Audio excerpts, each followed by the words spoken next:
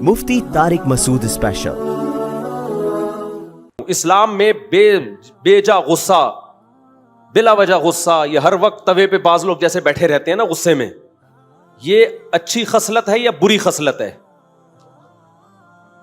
قرآن کہتا ہے والکاظمین الغیظ، نیک لوگ غصے کو کیا کرتے ہیں؟ پیتے ہیں۔ اب ایک طرف اسلام کہہ رہا ہے کہ غصہ بری چیز ہے، کبھی کبھار تو ٹھیک ہے، ضرورت بھی ہوتی ہے، وہ نیچرل بھی ہے، بلا وجہ چھوٹی چھوٹی باتوں پہ ایک دم ناک پہ مکھی بٹھا کے رکھنا ہر وقت۔ بعض لوگوں کی عادت ایسی ہوتی ہے جیسے ابھی ایک دھماکے سے پھٹ جائیں گے وہ نا، تو یہ بری خصلت ہے۔ کیا خیال ہے؟ تو جب بھی کوئی عالم بزرگ غصے کا علاج کرے، جس کے پاس آپ جاؤ، تو وہ غصے کے دونوں پہلوؤں پہ غور کرے گا کہ ایسا تو نہیں ہے کہ آپ کو غصہ کسی روحانی وجہ سے آ رہا ہو، آپ میں تکبر ہے۔ غصہ جس کو زیادہ آتا ہے نا، دو وجوہات ہوتی ہیں، ایک روحانی وجہ کا مطلب اس میں تکبر ہے، اس کے اندر اس کو یہ غلط فہمی ہو گئی ہے کہ میں بہت نیک ہوں۔ بعض لوگوں کو اپنے بارے میں یہ خوش فہمی ہو جاتی ہے کہ میں بہت نیک، یہ بہت بڑی بیماری ہے، اور یہ ان لوگوں کو زیادہ ہوتی ہے جو مشہور ہوتے ہیں، جیسے ہم لوگ، جن کے لوگ ہر وقت تعریفیں کرتے رہتے ہیں، مفتی صاحب آپ اتنے اچھے، تو بعض دفعہ آدمی کو اپنے بارے میں وہم ہوتا ہے شاید واقعی میں بہت اچھا ہوں۔ یہ ہو جاتا ہے، یہ بہت خطرناک بیماری ہے۔ اس کا نقصان یہ ہوتا ہے کہ پھر اگر کوئی آپ سے غلطی ہوتی ہے نا، اور کوئی کہتا ہے آپ سے یہ غلطی ہوئی، تو آدمی کی کھوپڑی گھومتی ہے، وہ کہتا ہے میں کیسے، مجھے تو اتنے لوگ میرے ہاتھ چومتے ہیں، وہ بھی مجھے اچھا کہہ رہا تھا، وہ بھی اچھا کہہ رہا تھا، وہ بھی اچھا، تو یہ میں کیسے؟ بھائی دل چاہ رہا ہے تیرے رکھ کے میں تھپڑ لگاؤں۔ بھائی جتنا بھی اچھا ہو جائے، یہ کسی کتاب میں لکھا ہوا ہے کہ اب آپ سے کوئی غلطی نہیں ہو سکتی؟ یہ کسی کتاب میں لکھا ہوا ہے؟ لکھا ہوا بھی ہوتا تو وہ کتاب میں غلط لکھا ہوا ہے، اس کا مطلب ہے، ٹھیک ہے نا؟ تو یہ جن لوگوں کو ایسے غصہ آتا ہے نا، یہ روحانی مسئلہ ہے ان کے ساتھ۔ ان کو اپنے بارے میں بل الانسان علی نفسہ بصیرہ، قرآن کہتے ہیں انسان اپنے بارے میں باخبر ہوتا ہے، اس کو پتا ہوتا ہے میں کتنے پانی میں ہوں، لیکن وہ اپنے بارے میں اپنی رپورٹ کے بجائے دوسروں کی رپورٹوں پہ اعتماد کرتا ہے۔ لوگ کہہ رہے ہیں بھائی بہت اچھا، تو وہ اپنے بارے میں خوش فہمی میں۔ یہ بہت مسئلہ مذہبی اسکالرز کے ساتھ بھی ہوتا ہے، اور جو بھی اس طرح کے ذرا مشہور لوگ ہوتے ہیں نا، ان کے بگڑنے کے چانس زیادہ ہوتے ہیں۔ وہ وہم ہو جاتا ہے کہ میں بہت، ایک صاحب تھے، انہیں کوئی بوڑھا بھی ذرا سی نصیحت کرتا نا تو وہ بہت غضبناک ہوتے ہیں، یہ بھی نہیں دیکھتے کہ یار بوڑھے کا تو تھوڑا سا یہ عمر میں آپ سے زیادہ ہے، ٹھیک ہے علم میں نہیں ہوگا لیکن عمر کا بھی تو کوئی خیال ہوتا ہے نا۔ ایک نوجوان عالم کو جب کوئی بوڑھا تنبیہ کر رہا ہو تو اس عالم کو اپنے علم کو ایک طرف رکھ لینا چاہیے، اس بوڑھے کے بڑھاپے کا خیال کر لینا چاہیے کہ یار بڑے بزرگ ہیں، چھوڑو ڈانٹ کھا لو تھوڑی دیر کے لیے۔ تو وہ جو ان عالم کو نا بہت زیادہ غصہ آتا تھا، کوئی بھی نصیحت کرے بہت زیادہ غصہ آتا تھا۔ تو میں بڑا پریشان تھا کہ یار ان مولانا کو ہو کیا گیا ہے، کوئی ذرا سی بات کرتا ہے ایک دم ایسے، اور بات بھی صحیح کر رہا ہوتا ہے وہ۔ تو کسی نے بڑا اچھا تبصرہ کیا، انہوں نے کہا اصل میں ان مولوی صاحب کو اپنے بارے میں یہ وہم ہو گیا ہے کہ میں بہت نیک۔ بعض دفعہ ہو جاتا ہے، انسان ہے، تو یہ وہم دور کرنے کی ضرورت ہے کہ حضرت آپ کو بہت زیادہ نیک نہیں ہے، ایسے ہی ہیں جیسے سب لوگ ہوتے ہیں۔ اب اس کا مطلب یہ نہیں کہ آپ علماء کو جا کے بتانا شروع کر دیں حضرت آج ہمیں پتہ چلا آپ اتنے ہیں نہیں۔ تو آپ کا کام علماء سے عقیدت محبت ہی ہے، سمجھ رہے ہو؟ ہاں کوئی واضح غلطی نظر آئے 2 اور 2 4 کی طرح، تو اس پہ ایک دفعہ تنبیہ کر دی جائے، لیکن خود عالم کی تو ذمہ داری ہے نا وہ اپنے بارے میں غور کرے، حد سے زیادہ خوش فہمی میں مبتلا نہ ہو۔ تو غصہ ختم کرنے کا ایک روحانی بھائی یہ وجہ ہے، تو جو بزرگ ہوں گے، سچی مچی کے بزرگ ہوں گے، وہ آپ کے اس ٹیکنیکل فالٹ کو دور کریں گے، آپ کے اندر سے خود پسندی کو ختم کریں گے کہ بھائی نارمل رہو، جیسے سارے ہیں نا ایسے ہی بن کے رہو۔ دوسرا، غصے کا بعض دفعہ سبب کوئی روحانی سبب نہیں ہوتا، جسمانی سبب ہوتا۔ آپ بلڈ پریشر کے مریض ہیں تو ظاہر ہے آپ کو بات بات پہ بولو غصہ آئے گا۔ تو جو اللہ والے بزرگ ہوں گے وہ آپ کے غصے کے علاج کے لیے یہ بھی کہیں گے کہ بھائی ڈاکٹر کو بھی دکھاؤ، کوئی جسمانی بیماری تو نہیں ہے کہ ہر تھوڑی دیر کے بعد آپ کی رگ پھڑکنا شروع کر دیتی ہے، بیٹھے بیٹھے ایسا لگتا ہے جیسے کسی نے نیچے سے چولہا جلا دیا ہو۔ کیا خیال ہے بھائی؟ بعض لوگ ہوتے ہیں بیٹھے بیٹھے نا ایسا لگتا ہے کوئی چولہا جلا کے چلا گیا ہے، آرام سے بیٹھے ہوئے تھے، ایک دم پتہ نہیں کیوں پھٹکنا شروع ہو گئے، ہوتا ہے کہ نہیں ہوتا؟ تو وہ کیا ہے بھائی؟ یا تو بلڈ پریشر کی بیماری ہے، یا اعصابی کمزوری ہے، پٹھے کمزور ہو گئے ہیں، مسل کمزور ہو گئے ہیں، برداشت ختم. بڑھاپے میں غصہ زیادہ آتا ہے. تبھی تو اللہ نے بوڑھے والدین کے بارے میں کہا کہ اگر وہ جھڑکیں تو آگے سے اف مت کرو، کیونکہ بوڑھے ہو گئے ہیں، اب ان میں برداشت ختم ہو گئی ہے. تو غصے کا آپ کی صحت سے بہت گہرا تعلق ہے. تو اب مجھے ایک بات بتاؤ، جو یہ چاہتا ہے کہ میں جنت میں جاؤں اور بلا وجہ غصہ نہ کروں، تو شریعت کے اس حکم پہ چلنے کے لیے اس کو اپنا روحانی علاج بھی کرانا پڑے گا. روحانی سے وہ ٹوپی ڈراموں والا عاملوں کا نہیں، ان کو تو خود علاج کی ضرورت ہے. تو اب مجھے ایک بات بتاؤ، جو جہنم سے بچنا چاہتا ہے اس کو اپنے غصے پہ کنٹرول کرنا پڑے گا کہ نہیں پڑے گا؟ تو کیا اس کے لیے صرف روحانی علاج، یہ روحانی سے مراد تکبر ختم کر دے، دنیا کی محبت ختم کر دے، صرف یہ کافی ہوگا؟ یہ جسمانی علاج کی بھی ضرورت ہے کہ نہیں ہے؟ یقیناً ہے، جسمانی علاج کی بھی ضرورت ہے. تبھی تو ہمارے نبی صلی اللہ علیہ وسلم نے عبادت میں اعتدال کا حکم دیا. فرمایا تمہاری جان کا بھی تم پر حق ہے. بعض صحابہ پوری رات نماز پڑھتے تھے تو نبی نے ان کو منع کیا. وجہ اس کی کیا ہے؟ بھائی آپ کی صحت خراب ہوگی تو آپ کا گھر والوں کے ساتھ ایٹیٹیوڈ خراب ہوگا، آپ ڈپریشن میں الٹا کام کرو گے جا کے. فوجیوں میں دیکھو نا، رات کو ٹائم پہ سلایا جاتا ہے، وہ سلانا بھی گورنمنٹ کی طرف سے پابندی ہے. سوئے گا تو ان کو پتا ہے نہیں سوئے گا صبح اٹھ کے کیا کرے گا. جو جنگ لڑنے والے ہوتے ہیں یا جہاں بھی سیکیورٹی کا مضبوط نظام ہوتا ہے نا، تو اس میں ملازمین کو سلانا بھی پابندی ہوتی ہے. سونا ہم جب مدرسے میں پڑھتے تھے نا تو ہم پہ یہ بھی پابندی تھی کہ آپ نے اتنے بجے لازمی سو جانا ہے. مجھے یاد ہے میرے استاذ بہت زیادہ اس بات پہ سختی کرتے تھے کہ دوپہر قیلولہ کیا ہے کہ نہیں کیا. ان کو پتا ہوتا ہے ان کمبختوں نے اگر دوپہر نہیں سوئے نا تو یہ پڑھیں گے نہیں، پھر یہ تھکے تھکے رہیں گے، پڑھائی میں دل نہیں لگے گا ان کا. تو یہ خوب سمجھ لیں، مذہب پہ چلنے کے لیے، اللہ کو راضی کرنے کے لیے جیسے روحانی بیماریوں کا علاج کرنا ضروری ہے، ایسے ہی جسمانی بیماری کا علاج بھی ضروری ہے. اس کے بغیر آپ مذہب پہ نہیں چل سکتے. تو جیسے غصہ اسلام میں بری چیز ہے، خوش اخلاقی اچھی چیز ہے. نبی صلی اللہ علیہ وسلم نے فرمایا قیامت کے دن میرے سب سے قریب وہ ہوگا جس کے اخلاق سب سے اچھے ہوں گے. تو کیا مطلب سارے بلڈ پریشر کے مریض نبی کے ساتھ ہوں گے قیامت کے دن؟ بولو نا بھائی. نہیں، بلڈ پریشر والوں کا وہ تو کہاں ہوں گے، وہ تو اچھے اخلاق ان کے بہت مشکل ہے نا. اسی طرح یاد رکھو، ہاں ایک اللہ کی طرف سے بیماری مسلط ہو گئی، اس میں تو پھر صبر کا ثواب ملتا ہے. وہ تو اللہ کی، جیسے ایوب علیہ السلام ساری زندگی بیمار رہے ہیں، اس میں ایوب علیہ السلام کا قصور نہیں تھا. وہ بیماری کس کی طرف سے تھی؟ اللہ کی. اور علماء کہتے ہیں ایسی بیماری میں صبر کی توفیق بھی ملتی ہے، جس میں انسان کی اپنی حماقت نہ ہو، بلکہ یہ کس کی طرف سے ہو؟ اللہ کی طرف سے ہو. ہماری بیماریاں ہماری اپنی حماقتوں سے ہیں، اللہ کی طرف سے نہیں ہیں، وہ اپنی حماقتوں سے ہیں. تو اب میں یہ اتنی لمبی تمہید کے بعد آپ سے عرض کر رہا ہوں کہ اسی طرح جیسے اسلام میں غصہ حرام ہے، بد اخلاقی حرام ہے، اسی طرح اسلام میں سستی بھی کیا ہے؟ بولو، حرام. یہ قوم سست ہے یا نہیں ہے مجھے یہ بتاؤ. یہ خدا کی قسم بہت بڑا عیب ہے ہمارے اندر، اس کو ہلکا مت سمجھو، بہت بڑا عیب ہے. نبی صلی اللہ علیہ وسلم کو سستی پسند نہیں ہے.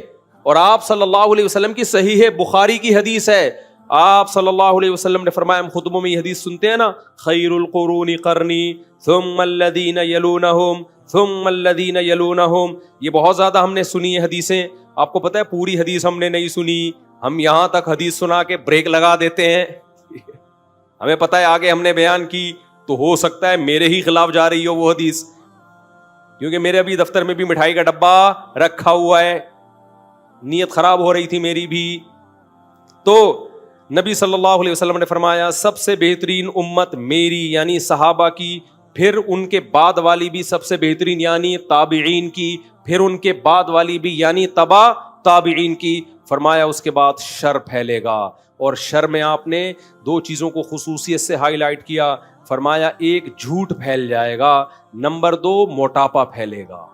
سمجھ میں آ رہی ہے بات؟ موٹاپے سے مراد ہے سستی، کیونکہ موٹاپا قدرت کی طرف سے ہوتا ہے، وہ نیچرل ہے. بہت چست لوگ بھی ہم نے بھاری جسم والے دیکھے ہیں، بہت کم خوراک والے لوگ بھی ہم نے بھاری جسم والے دیکھے، یہ قدرت کی طرف سے ہے. یہاں ایک اور بات میں آپ سے عرض کروں، ہم سکون تلاش کرتے ہیں کھانے پینے میں، تبھی آج کا مسلمان ہر وقت جگالی کرتا ہے. کیا خیال ہے؟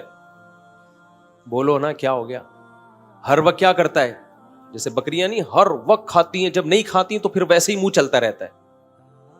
ہماری بکری کو آگے دیکھ لینا کسی وقت، جب کھانا ہوگا تو کھا رہی ہوگی، اور جب نہیں ہوگا نا تو منہ چلا رہی ہوگی. اس کے علاوہ کوئی اور کام ہے؟ اور مینگنیاں بنا بنا کے نکال رہی ہوگی. ادھر کھائے گی، اتنی مینگنیاں نکالتی ہے نا بکری، کھائے گی نکالے گی ادھر سے مینگنیاں بنا کے، تو دودھ بھی بنا کے نکالتی ہے الحمدللہ. تو انسان بھی نا آج کا سکون کی تلاش میں چاہتا ہے کہ ہر وقت کچھ نہ کچھ کھاتا رہے. یہ مزاج شریعت نہیں ہے، یہ سکون حاصل کرنے کا نیچرل طریقہ بولو نہیں. اگر آپ نے اپنے آپ کو کھانے کا عادی بنا لیا نا، اس سے آپ کی ٹینشن ختم نہیں ہوگی، اس سے آپ کی ٹینشن بڑھ جائے گی، اور کھانے کو دل کرے گا، اور کھانے کو دل کرے گا. تھوڑی دیر کچھ نہیں ملا پھر دل چاہے گا، کسی کام کے نہیں رہو گے، بیڑا غرق ہو جائے گا. اس لیے ہماری شریعت میں کوئی ایک حدیث بھی ایسی نہیں ہے، کوئی ضعیف حدیث ہی ہو جس میں کھانے کی فضیلت ہو کہ کھانا کھانا ثواب ہے، کہیں بھی نہیں ملتا. یہ تو پتہ نہیں مذہب میں کھانے کا تصور آیا کہاں سے، میں تو اس پہ حیران ہوں. کوئی ایک بھی مثال نہیں ملتی ہمیں اس کی. اور میٹھا کھانا تو ہے ہی نہیں. ایک تو ہم لوگوں نے جرم یہ کیا کہ کھانا اسلام کے کھاتے میں ڈال دیا، تبھی جتنے مذہبی لوگ ہیں ان میں میجورٹی آپ کو کھانے پینے والی نظر آئی. کیوں؟ اس لیے کہ مذہب میں کھانے پینے کی رسومات ہم نے بڑھا دی.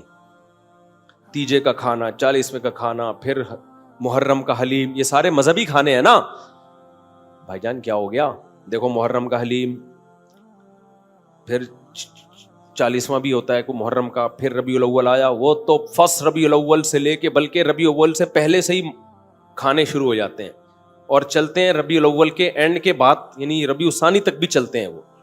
وہ پھوڑنے پھاڑنے کا ہی مہینہ کہلایا جاتا ہے. کھاتے رہو، دیگیں، بریانی، مٹھائیاں. ابھی کوئی صاحب کے بیٹا پیدا ہوا، مٹھائی لے کر آ گئے ہمارے لیے، اللہ ان کے برکت دے ماشاءاللہ. مٹھائیوں کا رواج ختم کرو. سمجھتے ہو یہ مٹھائی جو ہے ہمارے مذہب سے میچ نہیں. ہمارے مذہب سے پتہ ہے کیا چیز میچ کرتی ہے؟ گوشت، جس سے وزن نہیں بڑھتا. ہمارے نبی نے بچہ پیدا ہونے پر مٹھائی کا حکم دیا یا بکرا کاٹنے کا حکم دیا ہے؟ بولتے کیوں نہیں؟ گوشت. تو ہمارے نبی تو ہمیں گوشت خور بنانا چاہتے ہیں جس سے وزن بڑھتا نہیں ہے، اور ہم کیا کرتے ہیں؟ ہر خوشی پہ کیا کر رہے ہوتے ہیں؟ مٹھائی. تو ہم لوگوں کو لڈو بنانا چاہتے ہیں. کیا خیال ہے بھائی؟ ہم لوگوں کو کیا بنانا چاہ رہے ہیں؟ لڈو. 3 میٹھے ہیں جو شریعت میں جس کی فضیلت ہے، کہ انجیر ہے جس کا اللہ نے قرآن میں بڑا زبردست ذکر کیا. انجیر میں جس ٹائپ کا گلوکوز ہوتا ہے وہ ایک الگ ٹائپ کا ہے، جو ڈاکٹر کی اس کو الگ نام دیتے ہیں اس کو. دوسرا ہے شہد، اس میں بھی ڈیفرنٹ ٹائپ کا گلوکوز ہوتا ہے. اور تیسری چیز ہے کھجور، اس میں دونوں طرح کا گلوکوز ہوتا ہے. تو اس کے علاوہ تو ہمیں نہیں ملتا کوئی. ادھر سے آپ صلی اللہ علیہ وسلم نے کوئی جلیبی کبھی کھائی ہو، یا کبھی آپ صلی اللہ علیہ وسلم نے برفی کھائی ہو. مٹھائیوں کے نام ہیں ہی نہیں. کھا لیں آپ، ہم بھی کبھی کبھار کھا لیتے ہیں، اس پہ مذہب کا لیبل بولو. یہ میرا بیان جو ہے نا، آپ کہیں گے مفتی صاحب کس ٹائپ کا بیان لے کے بیٹھ گئے ہو آپ. یہ میں وہ باتیں آپ کے سامنے کر رہا ہوں جو ہماری سوسائٹی کی نیڈ ہیں. دیکھو اسلام کی خوراکوں پہ اگر غور کرو گے نا تو پتہ چلے گا کہ اسلام آپ کو ایکٹیو بنانا چاہتا ہے، اسلام آپ کو سست نہیں بنانا چاہتا. ہمارے جو دیندار حضرات ہیں یا مسلم قوم ہے، ان کی خوراکیں ایسی ہیں کہ یہ کمبخت چست ہو ہی نہیں سکتے. تو جو چست نہیں ہو سکتا وہ مذہب پہ کیسے عمل کر سکتا ہے؟ نہیں آ رہی میرا خیال ہے بات. مذہب میں نا سستی منع ہے. نبی صلی اللہ علیہ وسلم نے فرمایا اللہم انی اعوذ بک من الجبن ومن الکسل، اے اللہ بزدلی سے بھی تیری پناہ مانگتا ہوں اور سستی سے بھی تیری پناہ مانگتا ہوں. اسلام ایک پورا پیکج ہے. اگر سستی سے نبی نے پناہ مانگی ہے، سستی کو کی حوصلہ شکنی کی ہے، تو یہ ہو سکتا تھا اسلام آپ کو خوراکیں وہ کھلائے جو آپ کو کولیسٹرول کا ڈبہ بنا دیں، سست بنا دیں، اور پھر چستی کی ترغیبیں دے.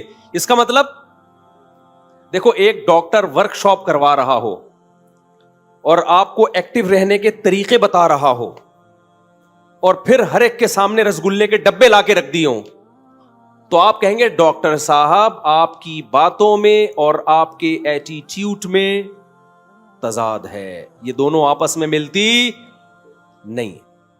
اور آسان مثال، ایک ڈاکٹر آپ کو کینسر کے خلاف موٹیویٹ کر رہا ہو، سمجھا رہا ہو کینسر بہت خطرناک ہے، کینسر سے دور بھاگو، کینسر سگریٹ سے ہوتا ہے، کینسر موٹاپے سے ہوتا ہے، کینسر فلانی چیز سے ہوتا ہے، کینسر ڈمکانی چیز سے ہوتا ہے، اس کے بعد پھر سٹا لگا رہا ہے بیٹھ کے. اور آپ گئے ایک ڈبہ آپ کو بھی پکڑا ہے گولڈ لیف، یہ لیجیے K2 کنگ سائز فلٹر، ہمارے دور میں یہی ایڈ آتے تھے، اب پتہ نہیں کیا آ رہے ہیں، یہ کھائی. آپ بولو گے ڈاکٹر صاحب وہ کیا تقریر تھی وہ جو آپ گھنٹوں سے کر رہے تھے؟ تو ڈاکٹر کیا، اصل میں مجھے لیکچر کے پیسے ملتے ہیں، تو لیکچر تو میں نے دینا ہے بھائی، اس لیکچر کے تو مجھے پیسے ملتے ہیں تو وہ تو میں نے دینا تھا، تو اس لیے باقی اب یہ ہمارا آپس کا معاملہ ہے، ہم سگریٹ پیتے ہیں کہ نہیں پیتے. تو آپ بولو گے ٹھیک ہے، پھر آپ ایک ایز اے لیکچرار بہت ایک اچھے ہیں، آپ ایز اے موٹیویشنل اسپیکر آپ کی 2 ٹکے کی حیثیت نہیں ہے، آپ تو لوگوں کو ڈی موٹیویٹ کر رہے ہیں. تو آپ مجھے ایک بات بتاؤ، ہمارے نبی صلی اللہ علیہ وسلم اگر خوراکیں ہمیں وہ بتاتے جو ہمیں سست بنائیں اور ترغیب ہمیں چست رہنے کی دیتے، تو کیا آپ اللہ کے پیغمبر ہوتے؟ بولتے کیوں نہیں، پھر ہوتے اللہ کے پیغمبر؟ پھر نہیں ہوتے. آپ کو پتا ہے یہ جو کھانا پینا ہے نا، یہ ہمارے مذہب کا بہت اہم ٹاپک ہے، یہ ہلکا نہیں ہے. نماز روزہ تو ہے ہی، اسلام کے 5 ارکان وہ تو ہیں ہی، لیکن نماز روزے پر آنے کے لیے اور اپنی زندگی میں شریعت کو لانے کے لیے اور بھی کچھ پیکج دیے پیغمبر صلی اللہ علیہ وسلم نے. جب تک ان پیکجز کو ہم اختیار نہیں کریں گے، اسلام پہ چلنا ہمارے لیے ممکن نہیں ہوگا. سست آدمی نماز پڑھ سکتا ہے؟ فجر میں دیکھ لو، فجر میں کسی بھی مسجد میں پکے نمازیوں کا ریشو دیکھو، عام لوگوں کی بات نہیں میں کر رہا، کتنے تھوڑے نمازی ہوتے ہیں. تو یہ کیا اس کی علامت ہے کہ اتنے جو تھوڑے نمازی ہیں یہ اس لیے ہیں کہ قوم چست بہت ہے، ایکٹیو بہت ہے. نمازیوں سے نہیں اٹھا جاتا، نمازیوں سے فجر میں نہیں اٹھا جاتا. کیوں؟ سست ہیں.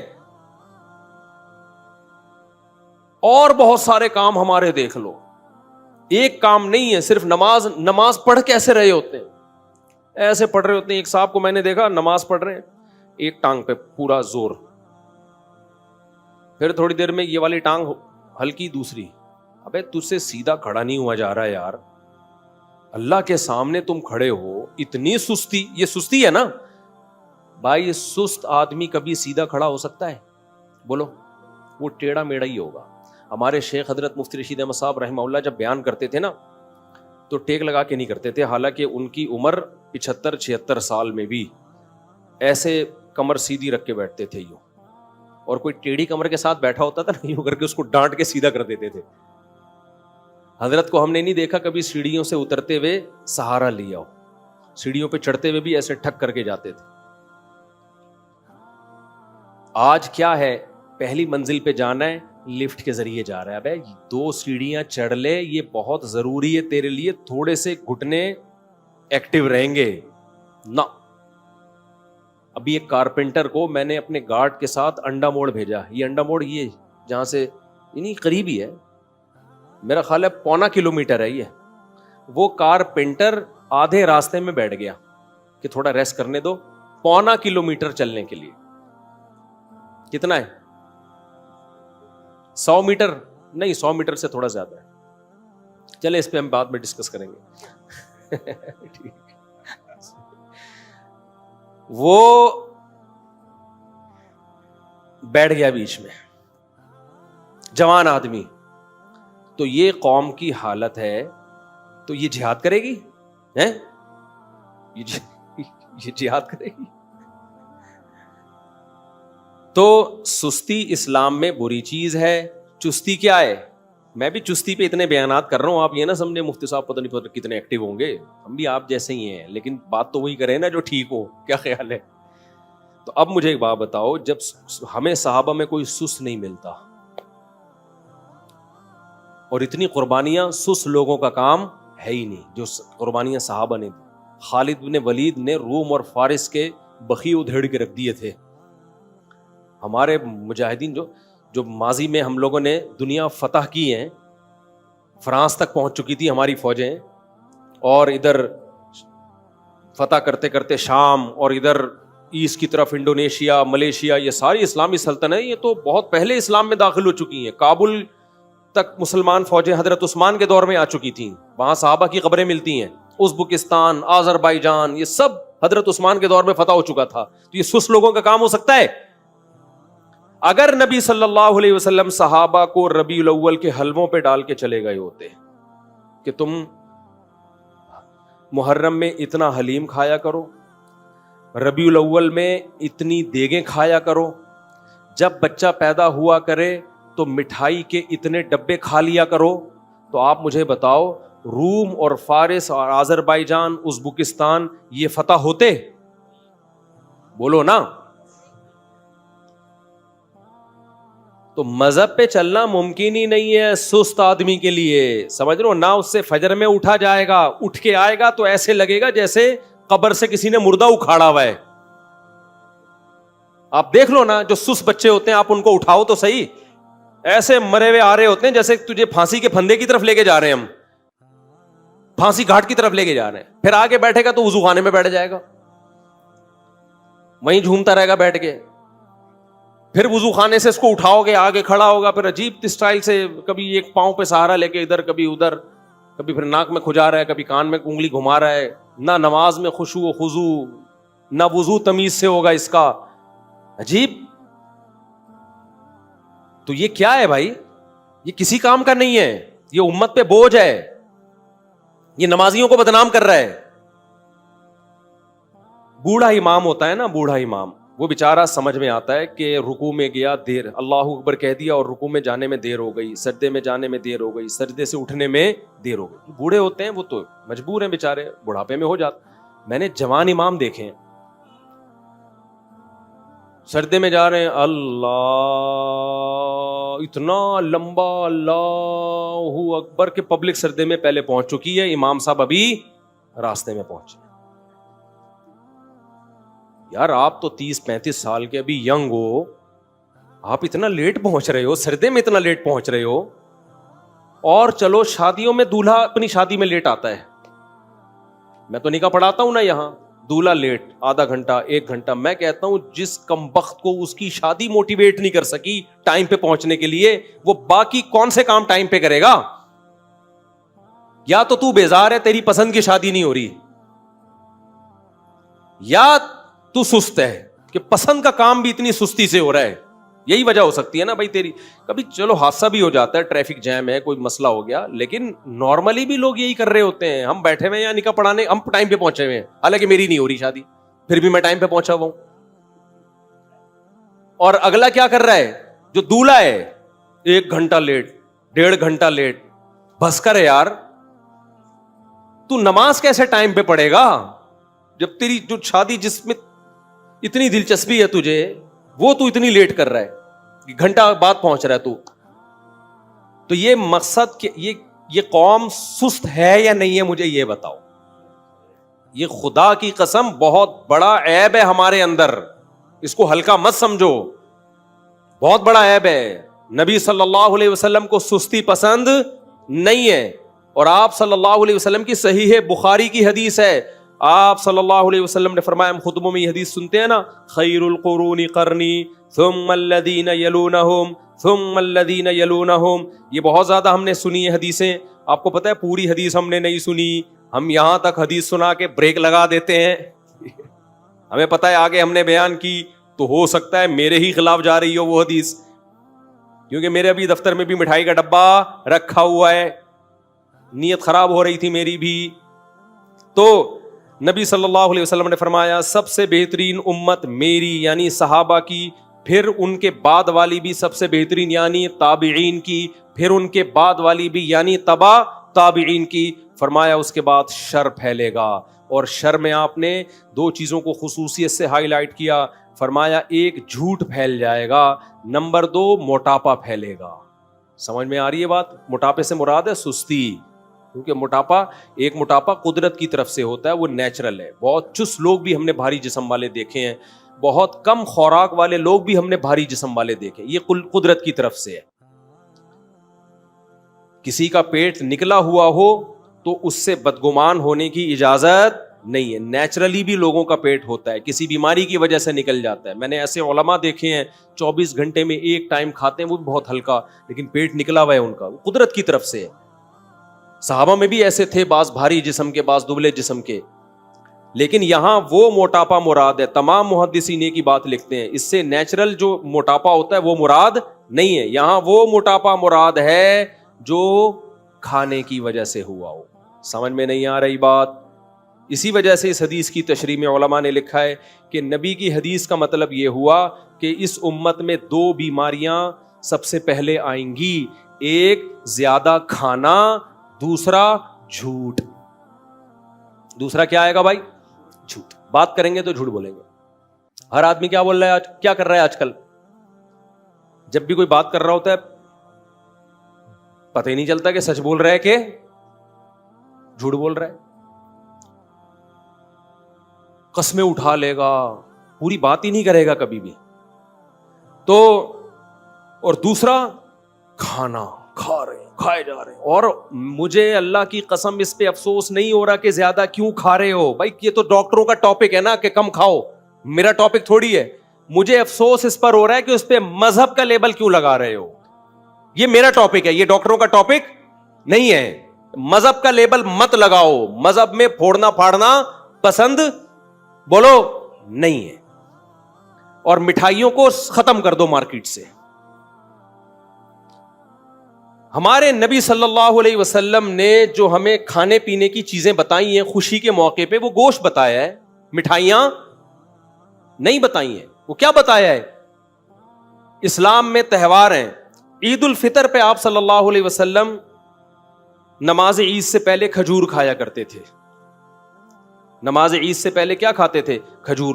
اس میں بھی یہ حکمت تھی کہ یہ بتانا کہ آج ہمارا روزہ نہیں ہے. وہ بھی چند کھجوریں کھاتے تھے بس. باقی ہمارے نبی صلی اللہ علیہ وسلم سے تہواروں پہ کیا ثابت ہے؟ بقرعید ہمارا تہوار ہے.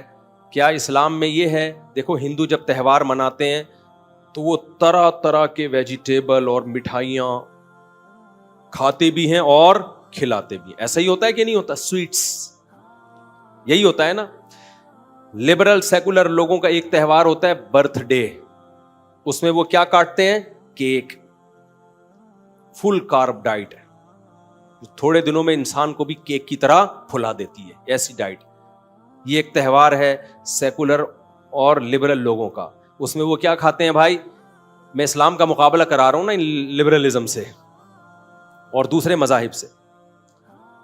کرسمس میں بھی کیا کھائے جاتے ہیں؟ کیک کھائے جاتے ہیں زیادہ تر, مٹھائیاں گفٹ کی جاتی ہیں. اسلام میں تہوار ہے عید الفطر. اس میں کیا ہے؟ عید سے پہلے چند کھجوریں, وہ بھی یہ بتانے کے لیے کہ آج ہمارا روزہ نہیں ہے. اس میں یہ حکمت علماء نے بیان کی ہے کہ ایسا نہ ہو کہ روزہ ہے بھائی آج نہیں رکھے, آج نہیں ہے, عمل سے ثابت کریں گے نہیں آج روزہ. نمبر 2, اسلام میں تہوار ہے بقرعید, خوشی کا دن ہے نا. اس میں مٹھائی کے ڈبے کاٹنے کا حکم ہے.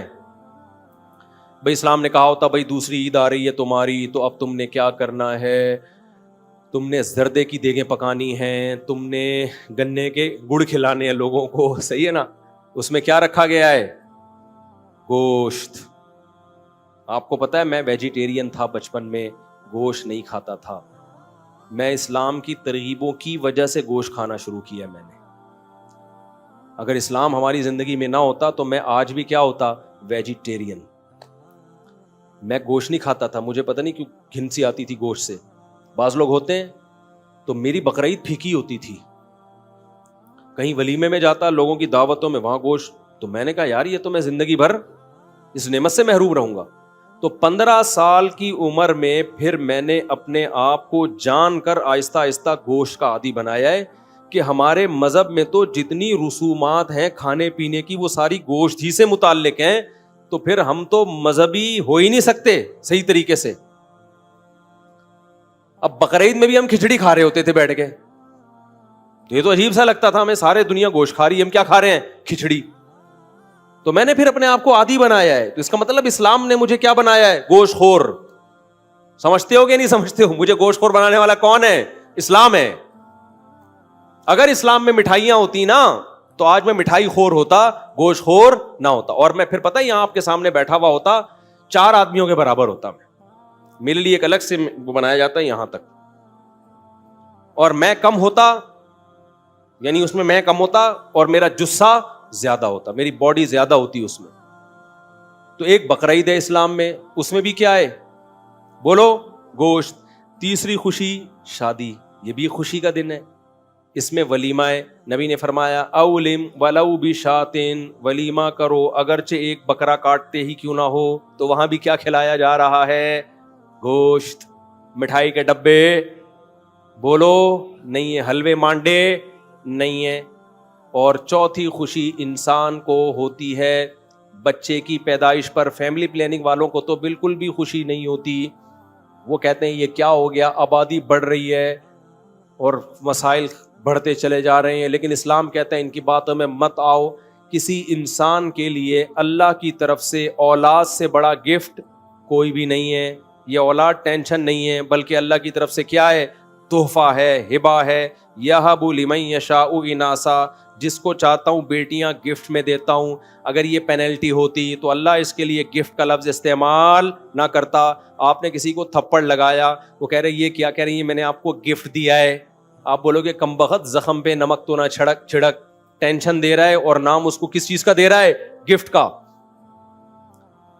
تو اللہ نے اولاد کے لیے کیا کہا, گفٹ ہے. تو اب مجھے ایک بات بتاؤ, اللہ میاں نے اس خوشی کے موقع پر بھی مٹھائی کا تذکرہ, رسگلوں کا, گلاب جامن کا, حلوے مانڈوں کا, کسٹرڈ کا, اور گاجر کے حلوے کا, اور کدو کے حلوے کا, اور کتنے حلوے رہ گئے ہیں, سوہن حلوہ. سوہن حلوے پہ اتنے فراڈ ہوتے ہیں آپ کو کیا بتاؤں میں. بس میں ایک دفعہ بیٹھا ہوا تھا, کھڑکی سے ایک بندہ آیا, سوہن حلوہ. میں نے کہا چلو گھر جا رہا ہوں, ادھر کے پی کے سے میں آ رہا تھا, بہت پرانی بات ہے. میں نے کہا چلو کچھ گھر میں ایک تحفہ لے جاتا ہوں. تو اس نے دکھایا بڑا زبردست, میں نے نکال کے پیسے دیے, دوسرا ڈبہ پکڑا کے بھاگ گیا. اس کو کھولا تو کچھ عجیب سی چیز تھی اس کے اندر. اب میں نکلوں, بس بھری ہوئی ہے, میں ونڈو سیٹ چھوڑ کر جاؤں اس ڈبے کے پیچھے, وہ پتہ نہیں کہاں گیا. پھر میری سیڑھی بھی گئی, تو ہم نے بس انا للہ پڑا. ایسے ہی اسپیڈ سے اس نے یوں دکھایا, بڑا زبردست حلوہ. میں نے کہا یہ لو پیسے. اس نے کہا ڈبہ دوسرا پکڑا دیا. میں نے کہا یہ سیمپل ہوگا, یہ اوریجنل ہوگا. ہم نے رکھا, جب کھولا اس کے اندر کچھ عجیب سی چیز پڑی ہوئی تھی. تو ایسا یہ تو کلاکاری ہے, یہ کیا ہے, کمال ہے. مجھے کہیں ملے تو میں اس کا شکریہ ادا کروں گا, ویل ڈن, زبردست. تو یہ یہاں نہیں, دنیا بھر میں ہوتا ہے. کسی نے بتایا کہ چائنیز سے کسی نے لیپ ٹاپ منگوایا, ابے چھوڑو اب یہ کس سے لے کے بیٹھ جاؤں گا میں. تو ہمارے نبی نے عقیقے کے موقع پہ ہمیں کیا حکم دیا, مٹھائی کے ڈبے یا گوشت. گوشت کھاؤ. اپنے بچوں کو چاکلیٹوں کے اور مٹھائی کے ڈبوں کا عادی مت بناؤ, یہ سست بنیں گے. گوشت کھلاؤ تو کیا بنیں گے, چست. سمجھتے ہو, گوشت کھلاؤ تو کیا بنیں گے, چست. میں یہ نہیں کہہ رہا کہ سبزی کھانا چھوڑ دیں, وہ بھی کھائیں, لیکن یہ جو نیچرل میٹھا بھی کھاؤ. آپ کھجورے کھا لو, انجیر کھا لو, کشمش کھا لو اپنے خرچے پہ. ایسی چیزیں مت کھاؤ جس سے آپ خود مٹھائی کا ڈبہ بن جاؤ تھوڑے دنوں میں. خود کیا بن جاؤ آپ, اس سے آپ کے اندر سستی پیدا ہوگی. میں جو اپنے واقعات سناتا ہوں, شو مارنا قطعاً نیت نہیں ہوتی, موٹیویشن کے لیے انسان اپنے واقعات بھی سنا سکتا ہے. دیکھو آپ کو میں ایک عجیب بات بتاؤں, 20-25 سال پرانی بات بتا رہا ہوں آپ کو میں, بلکہ اس سے بھی زیادہ. میں نے 20-25 سال سے شربت نہیں پیا ہوگا. شاید ایک آدھ دفعہ کبھی پی لیا ہو, بہت زیادہ 2-4 دفعہ پی لیا ہوگا. یہ جو شربت نہیں ہوتا چینی کے شربت, چاہے وہ روح افزا ہو, چاہے وہ نورس ہو, چاہے وہ کوئی اور شربت ہو, چینی والا کوئی بھی شربت, 20-25 سال بلکہ شاید 30 سال ہو گئے ہوں, مجھے نہیں یاد پڑتا, بچپن سے نہ افطاری میں نہ سحری میں نہ کہیں دعوت پہ میں پیتا ہی نہیں ہے, الا ماشاء اللہ کبھی کبھار شاید پی لیا ہو. کیوں؟ کیا مجھے اتنی عقل تھی؟ میں نے کیا یوٹیوب پہ کلپ دیکھے تھے؟ مجھے تو ظاہر ہے کچھ بھی نہیں, بچپن میں انسان کو کیا پتا ہوتا ہے. مجھے یاد ہے میں نے ایک دفعہ افطاری میں شربت پیا تو مجھے محسوس ہوئی سستی. شربت پینے کے بعد مجھے لگا کہ میرا دماغ کیا ہو رہا ہے, ٹن. کراچی میں اس کو کیا کہتے ہیں؟ ٹن. اچھا بچے تو ایکٹیو ہوتے ہیں, کھیلتے ہیں, کودتے ہیں, مجھے لگا کہ یار وہ ایکٹیونیس نہیں ہے. تو یہ کیوں ہو رہی ہے؟ آج کیا ایسا کھایا ہے ہم نے؟ بچوں میں اتنی کھوپڑی ہوتی نہیں ہے. مجھے محسوس ہو رہا تھا کہ یار یہ جب شربت پیو تو باڈی میں وہ ایکٹیونیس رہتی نہیں ہے.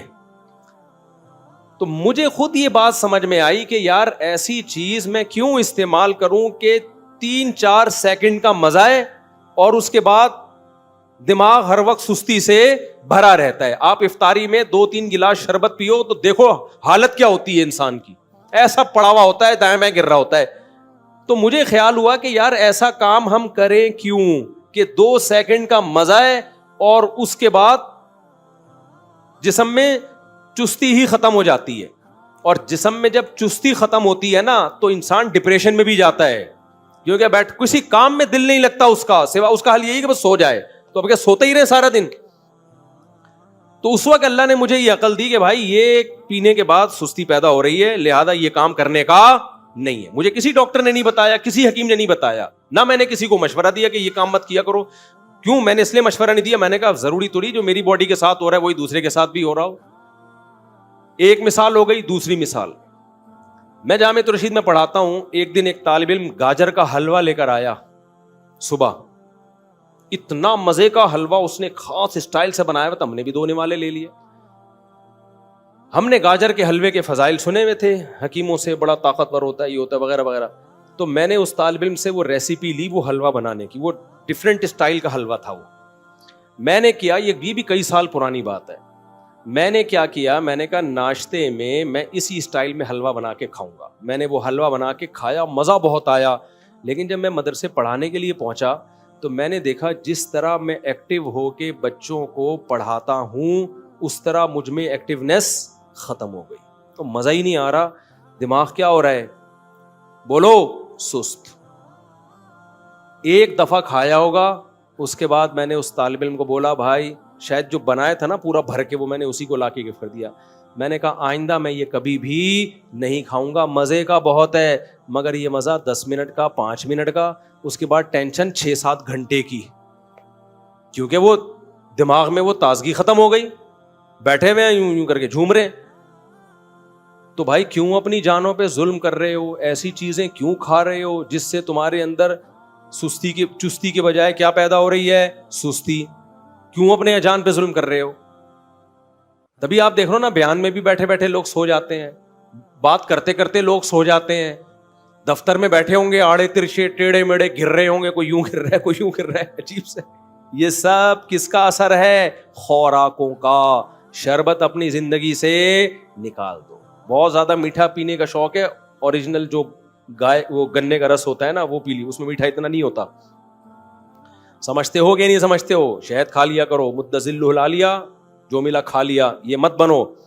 تو ہماری شریعت میں اس کا بڑا اہتمام کیا گیا ہے کہ آپ کی خوراک کم ہونی چاہیے اور آپ کی خوراک اچھی ہونی چاہیے تاکہ ایک صحت مند معاشرہ وجود میں آئے. آپ میں جسم بھاری نہ ہو, آپ چست رہیں, آپ میں سستی نہ ہو, تاکہ آپ شریعت کے احکامات کو خوش دلی کے ساتھ بجا لائیں. آپ کا دماغ فریش ہوگا. گھر میں بیگم سے بات اچھے طریقے سے کریں, بچوں سے بات اچھے طریقے سے کریں. اگر آپ کھا کھا کے پھوڑ پھوڑ کے گھی کا ڈبہ بن گئے تو آپ ٹینشن کی ایک مشین بن چکے ہیں. جہاں جائیں گے ہر شخص کو ڈر ہوگا کہ کسی بھی وقت کچھ بھی کہہ سکتا ہے, کیونکہ اس کے غصے کا کچھ پتہ نہیں چلتا. اب آخری بات کر کے بس سچی مچی میں بیان ختم کر رہا ہوں. سچی مچی میں وہ آخری بات یہ, ابھی وقت کیا, یہ گھڑی دکھانا ذرا, ٹائم بتانا کیا ہو رہا ہے, 29 بس. اب سچی مچی دیکھو, اسلام ایک مکمل پیکج ہے نا, تو اس لیے اسلام نے کم کھانے کا عادی بنانے کے پیکج بھی ہمیں دیے ہیں. وہ پیکج یہ دیا کہ روزے کو عبادت قرار دے دیا, ایک تو فرض ہے رمضان کا, اور اس کے علاوہ بھی ترغیبات دی ہیں. قرآن میں جہاں بھی اہل جنت کی اللہ صفت بیان کرتے ہیں, وہاں یہ بھی بیان کرتے ہیں کہ التائبون العابدون الحامدون السائحون, وہ روزہ رکھنے والے ہوتے ہیں. آج ہماری سوسائٹی میں نفلی روزوں کا رواج ختم, نفلی روزوں کا رواج ختم. آج میرا موڈ ہو رہا تھا صبح روزہ رکھنے کا, گھر والوں نے بولا نہیں بھائی بیان بھی کرنا ہے, بالکل ہی حالت, یہ گرمی اتنی شدید ہے. تو مجھے خیال آ رہا تھا کہ یار ایسی شدید گرمی ہی میں تو روزہ رکھو گے تو روزے کی عادت پڑے گی. میں نے نہیں رکھا, میں اتنا نیک ہوں نہیں, لیکن خیال یہ آ رہا تھا مجھے. 50% اٹھا کہ سحری کر لیتا ہوں, پھر کہا نہیں, پھر کہا کر لیتا ہوں, پھر کہا نہیں, 10 دفعہ گیا ہوں گا, پھر خیال آیا جمعے کا دن ہے, چھوڑو اتنا لمبا بیان, کیونکہ ابھی جو ہم لوگوں نے 9 محرم وہ 9 ذی الحجہ کا جو روزہ رکھا نا, اس میں حالت پتہ ہی ہوگا کیا ہوئی ہے. بچے ہمارے اوندھے پڑے ہوئے تھے اثر میں سارے, بہت ہی حالت خراب ہوئی ہوئی تھی. لیکن آپ اور مجھے, ہم سب کو چاہیے ہم اپنے آپ کو محنت اور مشقت کا عادی بنائیں. گرمیوں میں روزے رکھا کریں, چند دن تکلیف ہوگی, اس کے بعد کیا ہو جائے گی عادت. ایسا مزہ آئے گا نا کہ مزہ نہ آئے پیسے واپس. یہ پتہ چل جائے گا کہ یار کم کھا کے بہت اچھا جیا جا سکتا ہے, چند دن میں ٹینشن ہوگی. میں نے اتوار کو ایک دفعہ بیان کیا, لوگوں کو میں نے بتایا, بیان میرا ہو رہا تھا 9:30 بجے رات کو. اس میں نے لوگوں کو یہ بات کہی کہ میں نے کل رات 10:30 بجے کھانا کھایا تھا, اس کے بعد سے اب تک کھانا نہیں کھایا, 24 گھنٹے ہو گئے تھے کھانا کھائے. تو میں نے کہا دیکھو میں 1.5-2 گھنٹے سے کتنا بول رہا ہوں, حالانکہ میں نے کھانا کب کھایا تھا 24 گھنٹے سے زیادہ نہیں, 1 گھنٹہ, 23 گھنٹے ہو چکے تھے مجھے کھانا کھائے ہوئے. تو یہ نہیں کہ میرا روزہ تھا, میں نے زیادہ نہیں, سوری روزہ بھی تھا. زیادہ کیا کیا ہے, افطاری میں 1 لیمن اور شہد ڈال کے پانی پی لیا, چند کھجوریں کھا لی, 2-4 کھجوریں بس. تو آپ تجربہ کر کے دیکھو نا, تجربہ کر کے. سحری تو کی نہیں تھی اس دن, کیونکہ رات 10:30 بجے کھانا کھایا تو سحری کی نہیں. اگلے دن جا کے افطاری میں, کیونکہ بیان تھا میرا افطاری کے فوراً بعد, اگر میں کھانا کھاتا تو بیان کے قابل نہیں رہتا. کھانا کھاؤ گے تو ٹون ہو جاؤ گے نا. تو ہم نے کیا کیا, شہد کا شربت بنا کے اس میں تھوڑا لیمن ڈالا اور پی گئے ہم, اور 2-4 1 آدھ کھجور کھا لی ہوگی. چائے کی مجھے چونکہ عادت ہے, بہت خراب عادت ہے, آدھا کپ سٹا لگا لیا ہم نے چائے کا, فٹ فاٹ ہو گئے, بیٹھ گئے.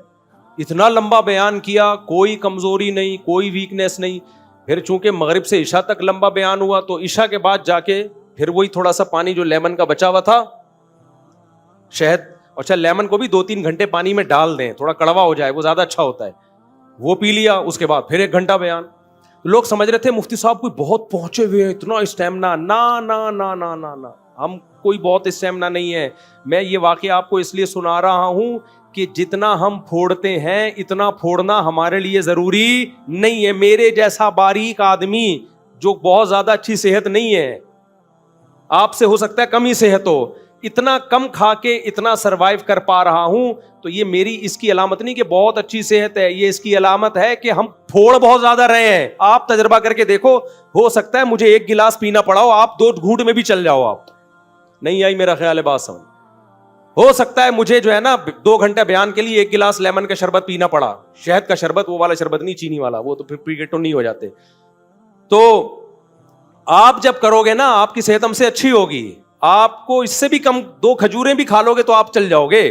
تو میرے بھائی یہ جو پھوڑنا پھاڑنا, صبح بھی پھوڑ رہے ہیں, دوپہر بھی بھر کے پھوڑ, کھا نہیں رہا, کھانا نہ بولا کرو, غصہ آتا ہے مجھے. لوگ کہتے ہیں میں کھانا کھا کے آ رہا ہوں, بس کرو یار, جھوٹ بولنے کی بھی کوئی حد ہوتی ہے. کھانا کھا کے نہیں آ رہے تم, کھانا پھوڑ کے آ رہے ہو. کھا کے نہیں آ رہے ہو تم, جھوٹ بول رہے ہو, تم پھوڑ کے آ رہے ہو کھانا. تو جھوٹ کی بھی کوئی حد ہوتی ہے, اس کو کھانا تھوڑی بولتے ہیں. تو یہ کرنا پڑے گا میرے بھائی. تو نفلی روزوں کی عادت ڈالو. ایام 20 کے روزے ہیں, 13, 14, 15 جمعرات اور پیر کا روزہ. اور پھر حدیث میں یہ بھی آتا ہے, نبی صلی اللہ علیہ وسلم روزے رکھنے پر آتے تو رکھتے چلے جاتے, چھوڑنے پر آتے تو چھوڑنے. ڈاکٹر کہتے ہیں 21 دن کسی خوراک کا عادی بنا دیا جائے تو یوز ٹو ہو جاتا ہے. تو آپ کیا کرو, چند دن روزے رکھو, اس کے بعد اپنی خوراک کو کنٹرول کرو. جتنی اوٹ پٹانگ چیزیں ہیں نا, چینی, مٹھائیاں, برفیاں, لڈو, جلیبیاں, میں بھی کھاتا ہوں کبھی کبھار, جلیبی کبھی کبھار کھاتا ہوں, یہ سب کبھی کبھار میں کوئی حرج بھی نہیں ہے, تو یہ سب اپنی زندگی سے کیا کر دو, بولو نکال. تو آپ دیکھو یار تھوڑے دنوں میں, اور پسینہ نکالا کرو اپنا. میرے دیکھو پوری کمر بھیگی ہوئی ہے پسینے سے, کیا ہوا, کوئی مر گیا میں؟ ڈاکٹر پتہ کیا کہتے ہیں, ORS بہت ضروری ہے, اس سے ڈی ہائیڈریشن ہوتا ہے. بھائی ٹوپی ڈرامے ہیں, ہونے تو دو ڈی ہائیڈریشن, عادی بناؤ. تھوڑی سی گرمی لگی ایک دم نمکیات پینا شروع, نہیں یار آپ روٹی کھاؤ گے نا اس میں ہوتے ہیں نمکیات, بہت زیادہ چھوئی موئی بننے کی بالکل بھی ضرورت نہیں ہے. ہاں اس گرمی میں تھوڑا ایک احتیاطاً رکھ لو کہ بالکل ہی مرنے نہ لگے, کہیں ایسا نہ ہو. تو اپنے آپ کو عادی بناؤ میرے بھائی. ہمارا مذہب تعیش پسندی ہمیں نہیں سکھاتا, ہمارا مذہب ہمیں کیا سکھاتا ہے, چستی سکھاتا ہے. اور وہ خوراک کو تبدیل کیے بغیر ممکن نہیں ہے. لڈو پھوڑنے مجھے مٹھائی کے ڈبے مت دیا کرو اللہ کا واسطہ, میں کھاتا نہیں ہوں. میں مٹھائی کا ڈبہ فوراً کیا کر دیتا ہوں, پارسل کر دیتا ہوں, اپنے دشمنوں کو کھلاتا ہوں. میں جس پہ مجھے غصہ ہوتا ہے میں کہتا ہوں اس کو کھلاؤ. ایسا, یہ میں مذاق کر رہا ہوں, ایسا نہ ہو کسی کو میں نے مٹھائی کھلائی ہو تو وہ بولے اچھا یار مفتی صاحب کو ہم سے دشمنی ہے. تو یہ ہمارے مذہب کا, اس سے آپ میں کنٹرول پیدا ہوگا. مسلمان پوری دنیا میں اسلام کو بدنام کر رہے کھا کھا کے. ہماری صحتیں انگریزوں سے اچھی ہونی چاہیے تھی کہ نہیں ہونی چاہیے تھی, ان سے اچھی ہونی چاہیے تھی. نبی نے فرمایا المومن القوی احب الی اللہ من المومن الضعیف, طاقتور مومن اللہ کو کمزور مومن سے زیادہ محبوب. آپ صلی اللہ علیہ وسلم نے فرمایا کافر 7 آنتیں بھر کے کھاتا ہے, مومن صرف 1 آنت بھرتا ہے. آج الٹا ہو گیا, کافر تھوڑا سا کھائے گا, مومن کھائے گا نہیں بلکہ پھوڑے گا. صحیح ہے نا؟ تو یہ ہمارے مذہب کا حصہ ہے. کنٹرولنگ پاور جب بڑھے گی نا تو پھر باقی برائیاں بھی چھوٹیں گی آپ سے. کنٹرول ہی نہیں ہے, دسترخوان کو دیکھ کے بہک جاتا ہے تو پھر گناہ کو دیکھ کے بھی بہکے گا. تبھی تو اللہ نے گناہ چھڑوانے کے لیے روزے رکھوائے ہیں کہ تاکہ تمہارے اندر تقویٰ پیدا ہو. تو اللہ تقویٰ پیدا کرنے کے لیے کھانا چھڑواتے ہیں کہ جو کمبخت کھانے پہ کنٹرول نہیں کر سکتا وہ نظر پہ بھی کنٹرول نہیں کر سکتا, وہ زبان پہ بھی کنٹرول نہیں, وہ جھوٹ بھی بولے گا. اللہ تعالی ہمیں سمجھنے کی عمل کی توفیق عطا فرمائے. وما علینا الا البلاغ.